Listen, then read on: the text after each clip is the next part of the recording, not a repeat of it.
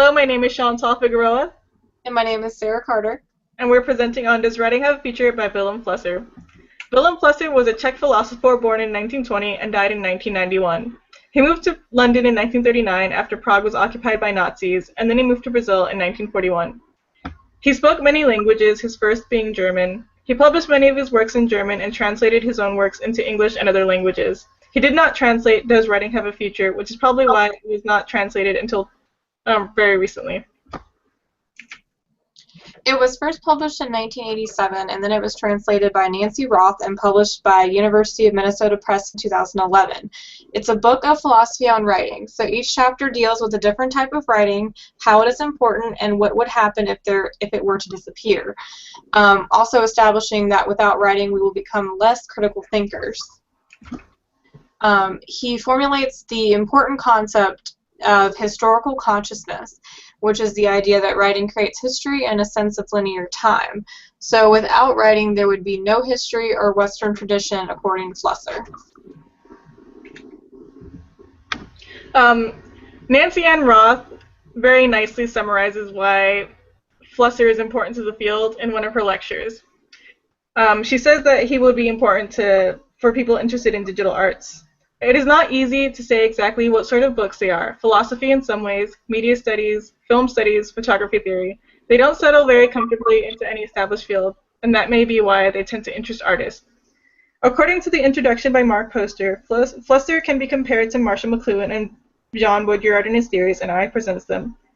He hasn't been read as much as other theorists because his work has not been translated as well. Most of his work is in German, and his work is often polemical. Flusser does not write in a neutral or objective manner and clearly looks down on the rise of technology. He clearly looks down on the rise of technology, though he does not acknowledge that it is though he does acknowledge that it is happening. Poster states that the biggest fault in Flusser's work is his insistence that images and written alphabet are separate. Flusser does make an interesting argument for the separation, though.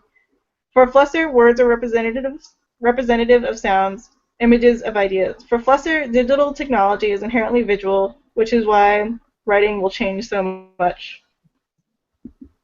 His work is difficult to contextualize. He does not really make a reference to other theorists or ideas, and he simply writes from his own opinions.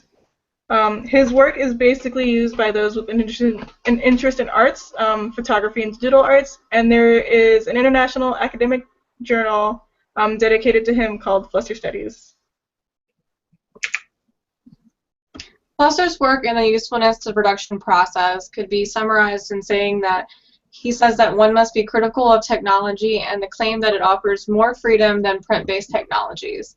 He says we must come up with a new way of thinking about writing for the digital age, and he does not really offer practical advice beyond that because he's very anti-newer technology in the sense of overtaking print-based and written communication.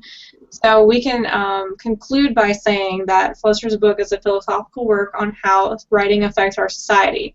His work is very insightful and has interesting perspectives on the history of writing and where we are headed, or have already gone.